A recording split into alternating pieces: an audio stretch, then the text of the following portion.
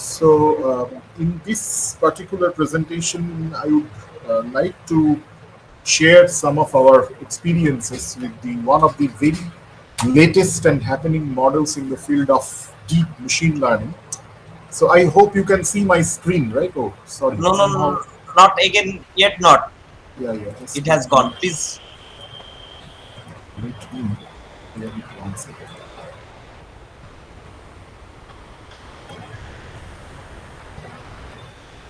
Yeah, are you able to see the screen now? Coming, sir, coming. Now it is okay.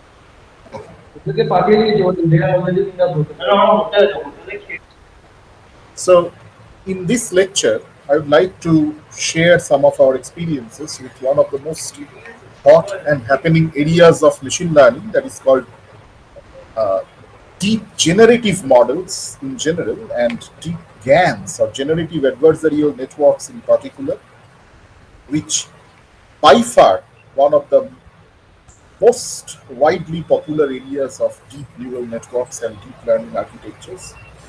So what I believe is, since there are many young students might be in the audience, I will start from scratch, and I will develop the ideas as much as possible from scratch. So uh, first of all, the terms like machine learning, big data, data sciences, artificial intelligence, instead of confining to just textbooks and research jargons, they have entered into our drawing rooms, tea parties, career planning sessions, everywhere, everyday life, in our everyday life.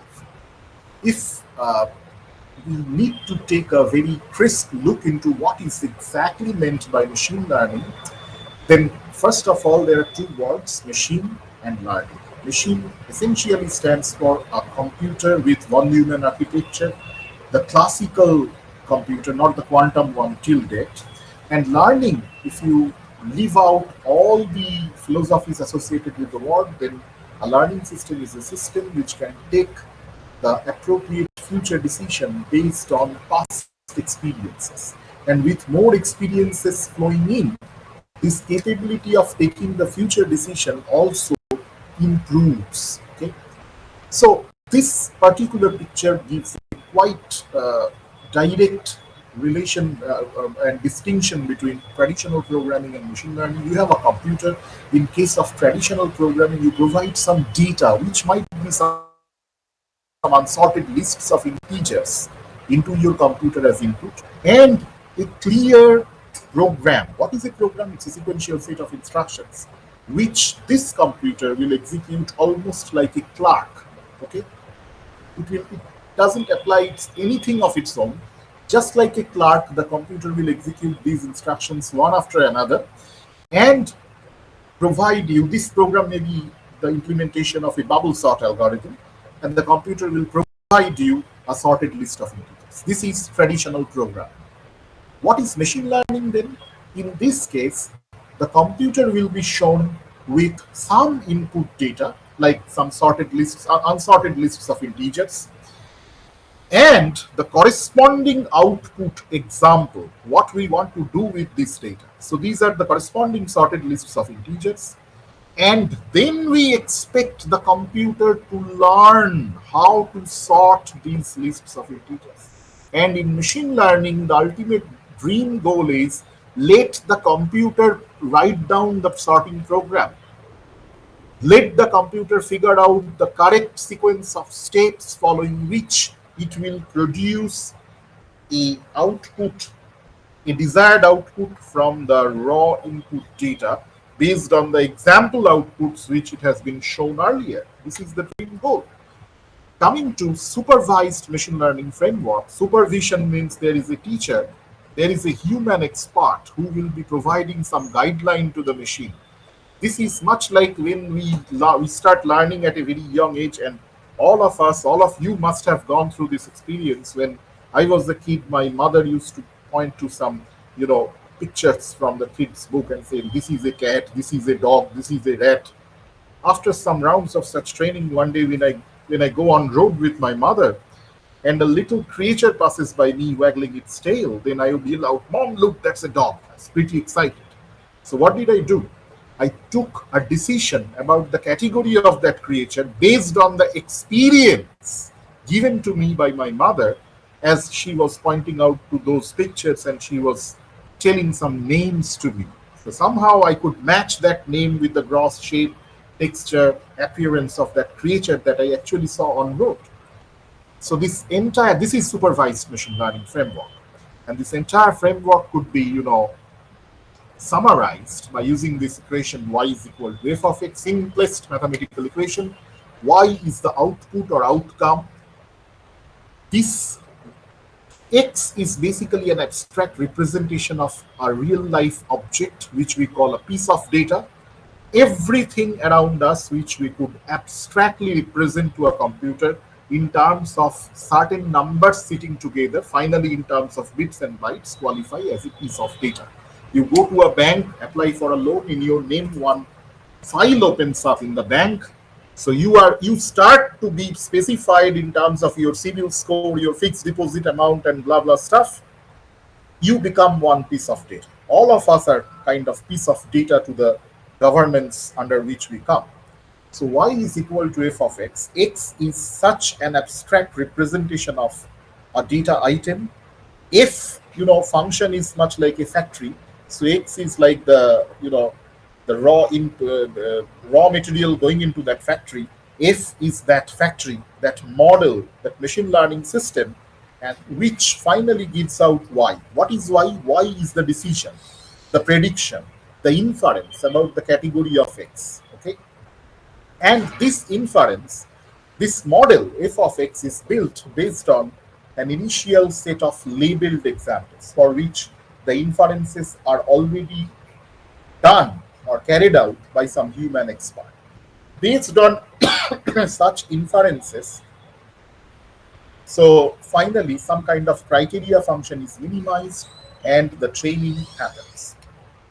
Similarly, and once this function is made, when a new example comes before the machine, it should tell us the actual predicted value. This is just a comics illustration to just to tell you what is happening. So the features of an image can go into this particular function, and the function can identify the central object of the image or take a decision about the category of that central object.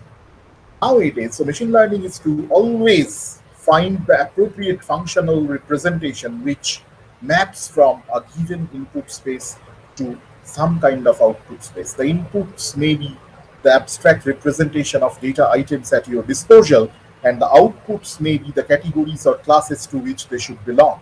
In case of regression, now different machine learning tasks come under the same framework. For example, regression, in that case, the output y could be a continuous scalar number. Regression is the situation when we try to find out a functional relation between a set of independent variables and some dependent variables. Okay? Like, for example, the death rate due to cancer, how does it depend on average age, smoking habits, number of years into smoking, number of years into obesity, and so on. So these factors and the death rate, annual death rate due to cancer, say in India, how they are related. We need to find a function of the same form, y equal to f of x. Classification, in case of classification, we want to put the output y as a discrete number. So the output is a class. If you have three classes, you will have three outputs, and these three outputs may be shown. This is one way to show them, is to use the one hot vector encoding of the output for the three classes 1 0 0 0 1 0 and so on. Structured learning or prediction, this is the most important part where we are going. In that case, the output is a sequence, a matrix, a graph, or a tree. The output is always, this is the most important part where modern machine learning comes, because nowadays the data is not merely composed of a vector of some features. Earlier what we said, okay, we have a iris flower. Now the iris flower is a real object, it's like a rose flower, but the computer doesn't understand its fragrance or color or appearance. The computer understands only numbers. So what we do, we take four measurements of the iris flower: the sepal length, sepal width, petal width, and these four numbers sitting together start specifying the iris flower. Geometrically, those who are aware of mathematics, the, the flower, which is a real physical object, maps into a point in a four-dimensional geometric space. Okay, we call it a feature space. But nowadays, the data has become way more complicated. Now, every Facebook profile is a data item which could identify a user. So, that Facebook profile contains image, text, video clips. It's a multimedia data, heterogeneous, and it is growing every day. You are posting a lot of pictures almost every week. So, now if I want to draw some inference by analyzing the Facebook profile of different people. Maybe this is a very common practice to draw the inference about the political opinion of that person, to which party that person is likely to cast a vote. You gather profiles of different people from different regions, and IT cells of many parties regularly do this job. So in these situations, specifically we talk about structured learning or prediction. In that case, X and Y may be very complicated data items. X could be a sequence, Y could also be a sequence. X could be sentence in one language, Y could be, this is typical in machine translation, Y could be the corresponding translated sentence. X could be a speech signal. Speech recognition systems, all automatic, this what you call subtitling systems. Nowadays, you could subtitle your video clip by using a simple web-based tool.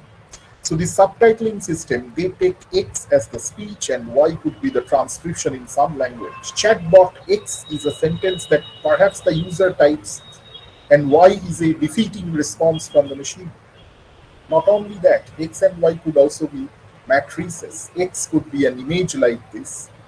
And so you make some rough sketch of some building like structure, and Y is just a camera clicked, as if it is a camera clicked, but artificial image of such a building.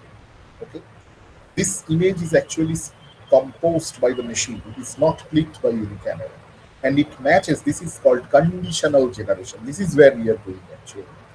So nowadays you can have your machine come up with an image like this, which will be conditioned by this distribution of the windows. This the European houses have this sort of nice balconies which are full of colored flowers and so on. Similarly, this could be your input and this could be your output. You could do colorization, so from black and white to color. Then you can change the color conditioning also, make all bottles green. Input could be a line of text like this: white and yellow flower have thin white petals and a round yellow stamen. And Y could be something like this. Y could be this sort of befitting picture which matches with your caption. Now, coming to this, why is it so hard? If your input is a motorcycle, every human being knows, okay, well, as soon as you look at this picture, you immediately capture some very important abstract and higher level features. By the way, so you immediately, I'm coming to this, you immediately see it has engine pipes, it has handles, it has wheels, so it must be a motorcycle. But the machine, the camera, sees only piles of numbers, which are encoded forms of brightness of different points from the image. So if you take this much small a portion from this image, it actually unfolds into piles of numbers, which you could see here. So these numbers, or the pixel intensities, they are called the lowest level features because they are very close to the computer but very far from human heart, human mind, human interpretation. So if they are like what? They are like the machine language code that actually comes finally is prepared as you compile a high level language code. Like you compile a .c file and a .exe file is created. That .exe file, human beings are unable to interpret or go through because those are written in platform dependent machine language code. Similar are these pixel level features. So somehow we need a way to compile the pixel level features. Suppose in such a way, we need to combine the pixel level features in such a way that we get to very high level abstract higher level features from which. So what are abstract and higher level features? When you look into the face of your friend, from a Facebook post. You don't say, okay, the top left corner pixel is 128, beside that 137, beside that 228. No, you immediately recognize some abstract and higher level features, like there is a cut mark on the chin, there is a mole on one left cheek, there is the nice mustache, thick beard, these sort of things you identify, right? So suppose I mount a camera on the doorway of my garage and I want to demarcate between cars versus non-cars. I don't want an elephant to walk into my garage. In Kerala, that regularly happens. So I mount a camera on my garage, and whatever picture it captures, I represent the picture in terms of two such arbitrarily chosen pixels. So every picture boils down to a point in this two-dimensional space. One along x-axis, we are plotting the values of pixel 1, and along y-axis, we are plotting the values of pixel 2. Now, these two pixels are completely decorrelated. So if I try to plot them in this way, what we end up is called a khichdi in Indian language. It's a complete mixture, khichdi.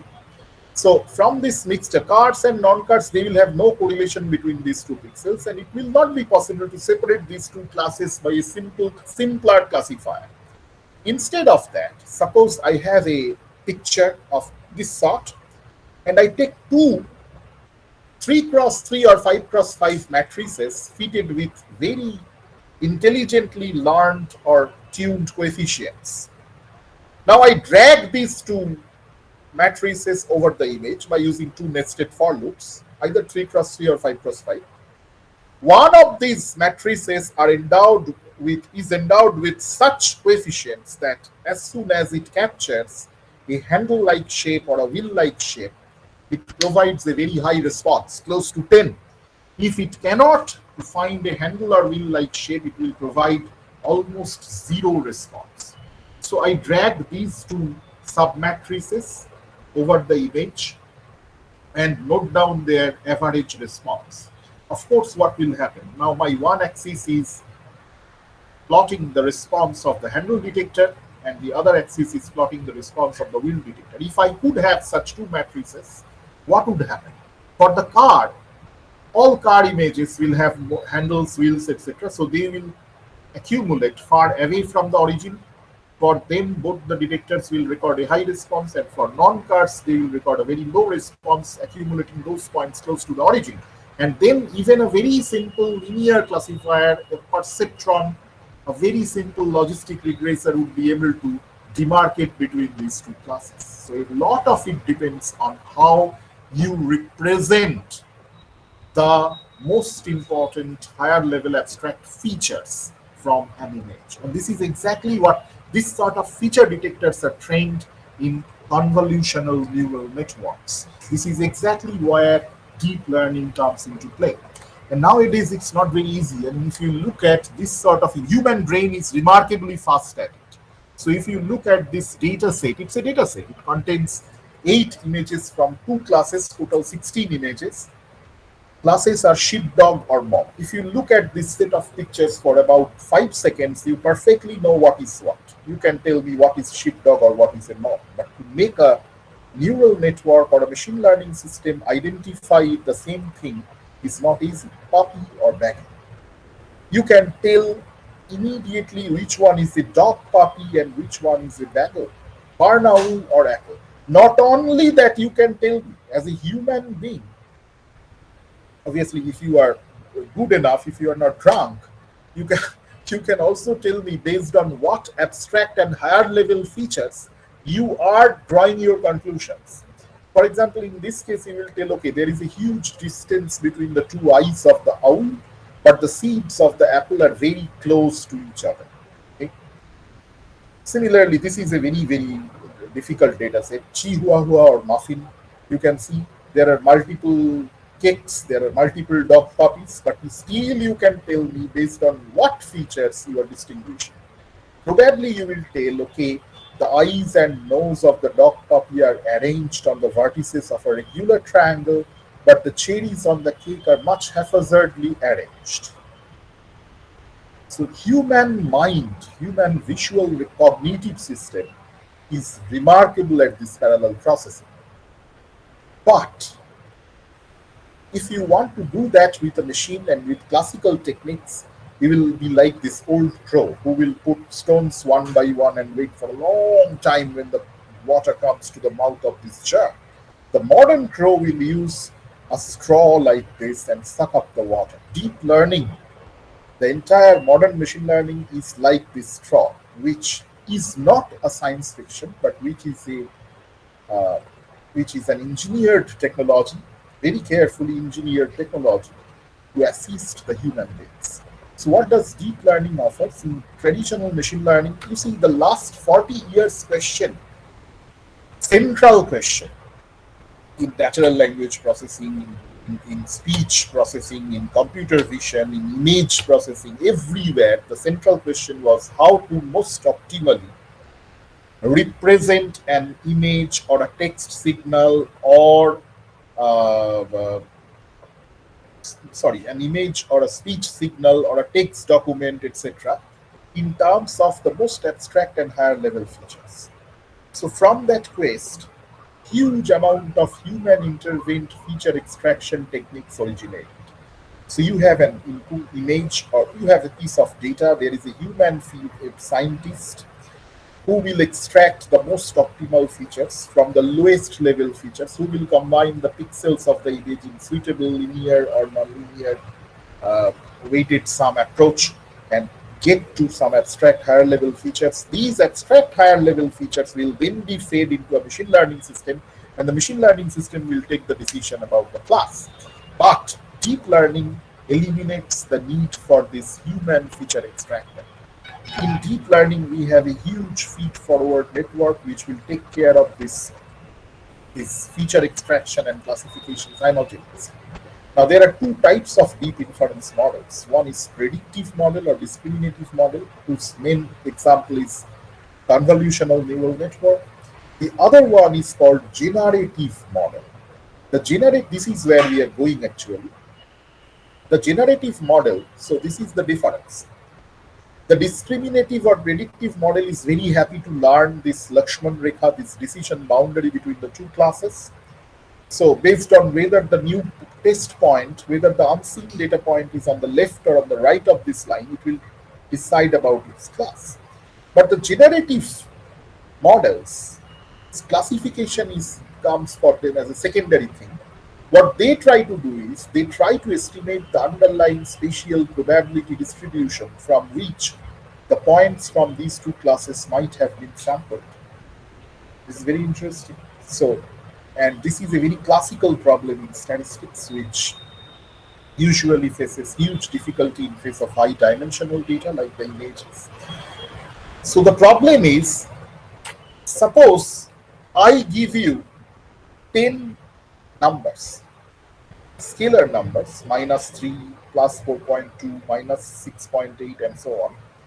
And I tell you, estimate the Gaussian density, the Gaussian probability density function, the normal PDF, the mu and sigma of the Gaussian distribution from which these numbers might have been sampled.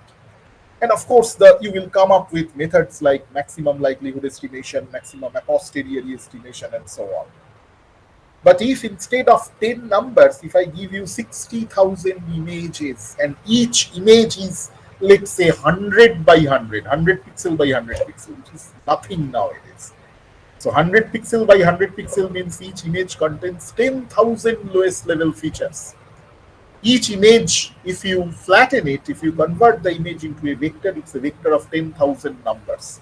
So you are going to work with 60,000 vectors, each having 10,000 dimensions, 60,000 arrays, each having 10,000 fields. So in that case, classical statistical methods will all fail, and only we will have to look for neural networks. Thereby comes the deep generative models. They try to estimate this underlying distribution. Why? Because if they can estimate it, then they can also sample from that distribution. So to a normal person, everything comes from nature or God, etc. But to a statistician or probabilist, everything is a sample from an underlying stochastic process. So if somehow we get to know the laws governing that stochastic process, the probability distribution underlying that stochastic process, then we would be able to sample from that process, right? So that's where deep generative models are coming. So I would skip some of this and directly go into it. So, by the way, the big breakthrough in predictive learning came with the deep convolutional neural networks from this particular paper published in Neurips 2012. This paper first put the industrial level deep convolutional network called AlexNet after the first name of this first author. And then actually after this paper, all the leading industries like Google, Facebook, Amazon, they started to invest lots of dollars and pounds behind development of deep neural network and deep uh, machine learning research teams, as a result of which in 2015 came residual network with 152 hidden layers. These are huge neural networks with hidden layers, and the field developed like anything. So what happens in a convolutional net is something like this.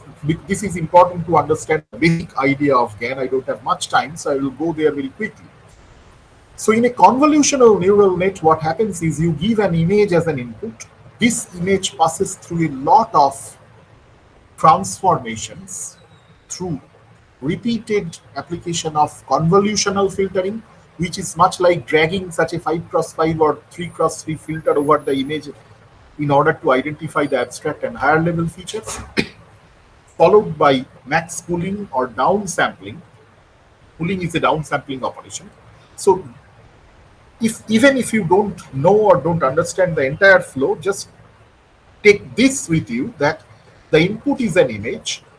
From the image, through a sequence of convolution max pool operations and use of ReLU-like nonlinearity, rectified linear unit is a special nonlinearity, use of this, finally a vector is created. That vector contains the vector summarizes the most important and higher level features from the image.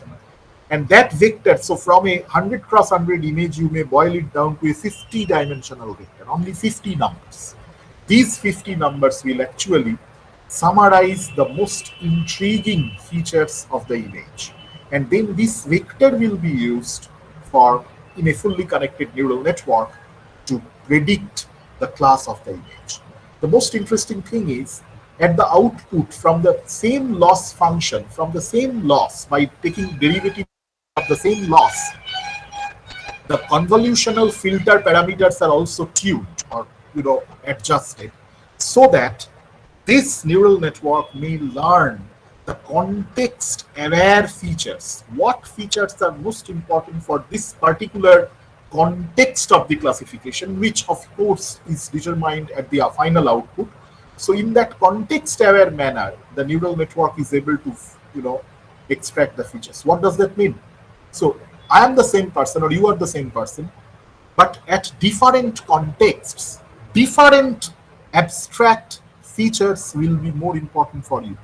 If you go to a bank for a loan, in that case, your CIBIL score, your income, your monthly salary, all these things will be very important. If you go to a blood bank to donate the blood, in that case, whether you have thalassemia, what is your age, whether you have blood sugar, these things will be very important, not your bank balance. So the same person goes to two different contexts, different numbers start specifying the person. Here also. So based on the context, whether it's a bird or a non-bird, in that case, the most important features will become presence of feather, color, beak, etc. Whether it's a car or a non-car, presence of engine pipe, handle, wheel, these will become very important. So ConvNet can do this context-aware feature extraction. If you reverse the flow, so in a nutshell, before the final classifier layers, your input is an image and your output is a much lower dimensional vector specifying that image. If you reverse the flow of this ConvNet, your input is a vector and your output is an image. This is called deconvolutional neural net, and which will be a very important form of the generative adversarial networks. It's a 2014 breakthrough, very young. So when GANs were trained, so with medieval period portrait artists, charcoal portraits, So again, after some rounds of such training, so what is the crux of generative adversarial network? If you show it a number of images of some specific kind, it can actually try to estimate the underlying probability distribution of such images. And if it, in a non-parametric way, if it can do that even approximately, then this network can actually sample from those distributions. Sampling from the distribution means it can create artificial but very realistic images, text documents, speech signals, even nowadays music, whatnot. Okay, so it can create lot of fake artifacts, some of which may have very important serious applications as well. So as I said, so when GAN was being shown with portrait artists' portraits, medieval period portrait artists, it created this at its own, and it was to be auctioned in USA for US dollar 4,32,500. Here, where there should be a signature of the artist, it's the GAN's objective function. So how does GAN work? I will just simply go there. So GAN comprises of two neural networks. One is called generator and the other one is called discriminator. The input to the generator is basically some kind of, so this generator is a deconvolutional network. What did I say just 2-3 slides back? In a deconvolutional network, your input is basically, what is your input? Your input is, just one moment. Yeah, your input is a vector. So and your output is an image. So for the generator, the input is a vector comprising of random noise. It's called a code book vector. It's just a vector of some random numbers and very small in dimension, maybe 50, 100. And your output are basically some images generated from those noise vectors through the operations of inverse convolution and all. Okay. On the other hand, so the generator generates lots of such artificial images, but the generator doesn't have access to the real life example images or training images. On the other hand, the discriminator is like a two-class classifier. It's a neural network whose input is an image and whose output is a real score function.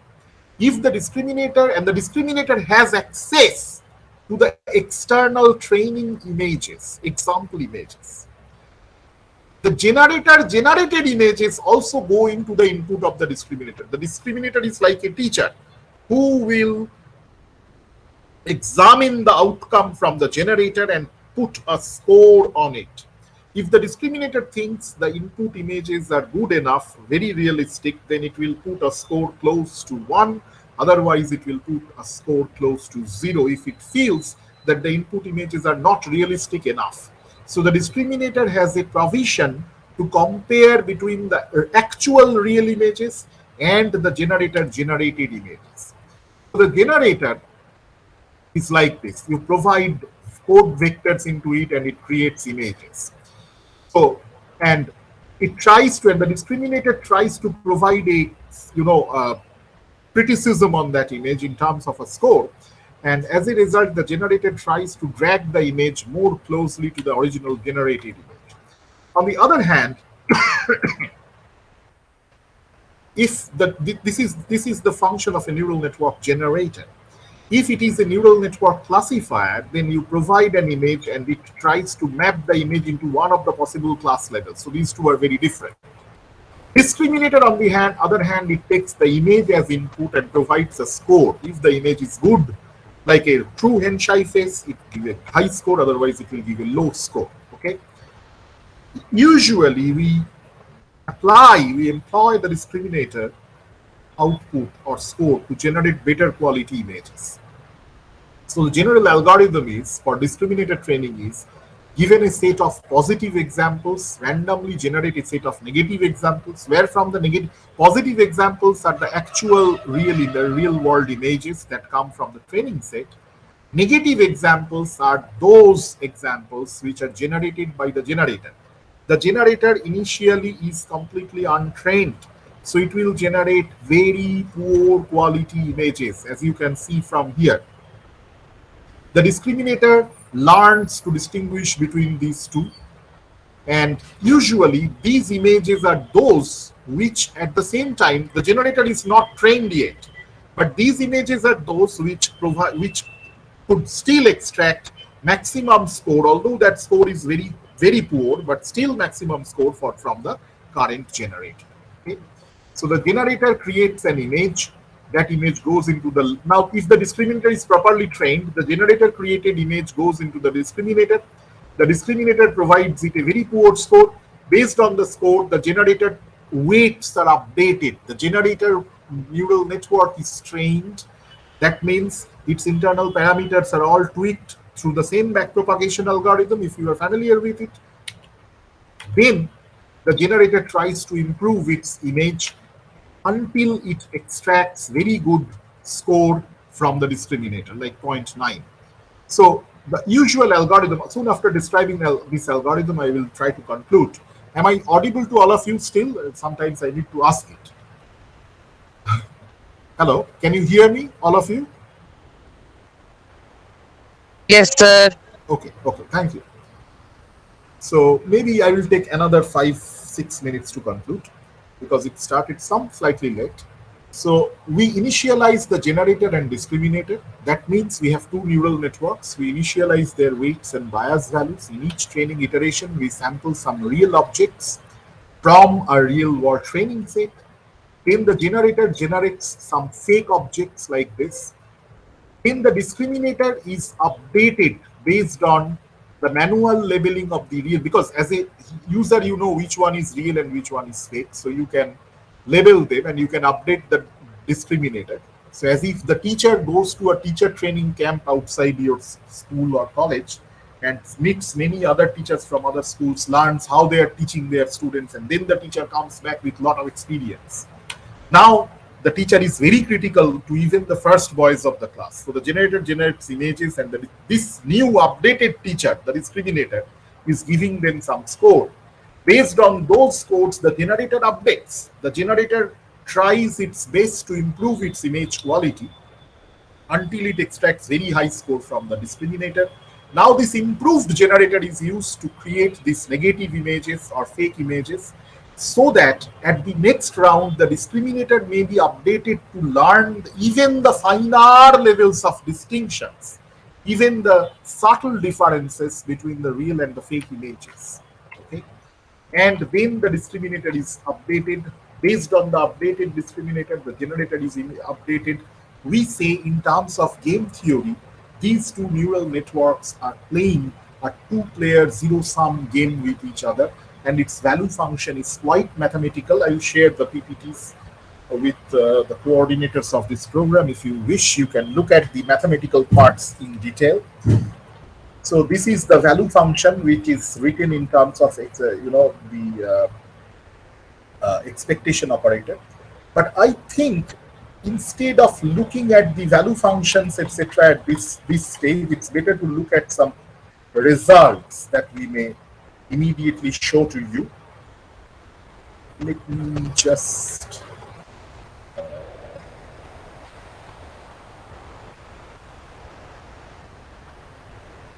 give me 1 minute.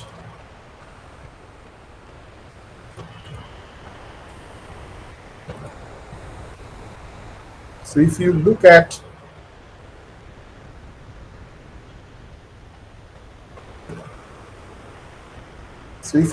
this simulation, this is exactly how GAN is. This is a handwritten GAN in Python. Handwritten means written for a small purpose, and you can see how it is generating the MNIST dataset images, how it is generating these images starting from very hazy patterns. How is it generating the MNIST dataset images here? And so with epoch, with number of epoches or number of iterations proceeding, its capability of generating such images is also improving. So when GAN was, shown with images of horses, churches, sofa sets, cycles, etc. GAN could generate all these images. As you can see, these are all generated by GAN from different classes. So these cycles, these sofa sets, these horses, these are all generated by GAN. None of them exist. And this is how the GAN images evolved with time. So from 2014, when we didn't have the luxury of using big GPU structures, so from then, as time proceeded, now you see this woman, you can see her wrinkles, her gray hairs, all the minute details. But do you believe that this woman doesn't exist on Earth? This camera clicked image, which looks so real, is actually of a person who is ghost, who doesn't exist. Similarly, not only human faces, GAN, the recent Big GAN project from Google DeepMind, it can generate lots of images from various classes of ImageNet. ImageNet is a huge data set of so many different types of images like pasta, waterfalls, spaceship, coffee cup, and so on. You can see a new GAN is coming, almost GAN architecture for various purposes. Initially, it started in a big way for images, then videos, now text, even intra and inter domain transfer, transferring the style of one image into the other, transferring the vocal style of one person onto the other, all these things, and cross domain transfer from image to text, text to video. All these transferring, style transferring things are happening. This is just one. This is from actually from this paper, all the style transfer things begin. And if you look at this paper was published just about 4 years back in 2017 December, I think, the famous ICCB conference. So you can see if you provide this sort of a hand-drawn picture by Claude Monet, it can convert it into a camera-clicked image. So if you click the picture of some space, and CycleGAN architecture is trained with, the brush strokes and canvases of famous artists like Claude Monet, Van Gogh, Cézanne. So CycleGAN could import the style of Vincent van Gogh into your photograph. It can show you how that scene would look like if Vincent van Gogh would have painted it on a canvas. Similarly, it could convert the horse into a zebra and zebra into horse. This is just a nice illustration. So from there, this style transfer thing started, which almost revolutionized the videography special effect, computer vision special effects, social media. You can very easily annotate, you can very easily create a content, multimedia content, sitting in at your home and just with one handheld devices. You could take some video snapshots, you can nicely edit them, you can convert, you have so many filtering options, all of them, most of the filtering options industrial on smartphones and Androids, iPhones used these days actually have these GAN-based tools at their backend. Okay, so this is the neural photo editor. You can see how you can. It's a behavioral photo editor. You can put this cursor at some place and it shows how the hairstyle looks like. Similarly, we have pix to pix. You provide this sort of an image and hand-drawn image, and the output is an actual. But this building is not photographed. This is made actually. Similarly, black and white to color. I was showing some illustrations. This is labels to street scenes and vice versa. These are very, very important backends for self-driving cars. Also, they have very serious applications in rendering of climate informatics related images, terrestrial, astronomical images, down to geosciences analysis and this sort of self-driving cars and where not. So these are some of the very, very important applications of improved GAN architecture. This is just another nice application. You can see you can import the expression of any person onto any other person. Like you can import your own expression onto how Mona Lisa would look like if she imitates your expressions. But besides that, they have very serious applications as well. As you may see, this generation of artificial stuff or artificial, style transfer. I mean, now it's very easy to, transfer the vocal style of some very iconic person. Obviously, the most famous person will be chosen for that. For example, Mr. Amitabh Bachchan's baritone voice, that vocal toning would be transferred onto me. So, as if this lecture is given, the same deep learning content is being spoken by Mr. Bachchan, which is very easy to do nowadays with little bit of programming. So there are lots of opportunities in this particular area, and many things to be done. I would actually stop here because I think the time is flowing out. If you have any questions, I would be happy to answer at this moment. I think I was given a time up to 1:20, but anyway, it started slightly late, so I already overshot by 10 minutes, 13 minutes. Now, if you have any other questions or discussions or comments, I would be happy to participate.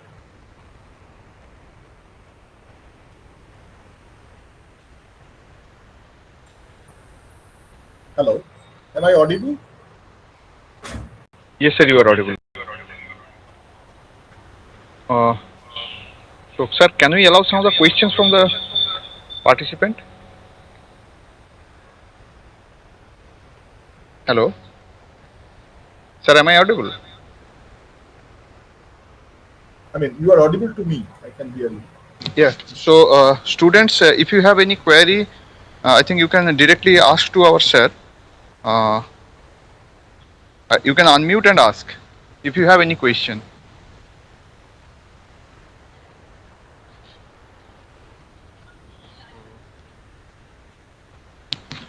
I think, sir, we are not getting any questions from the. Sir, actually,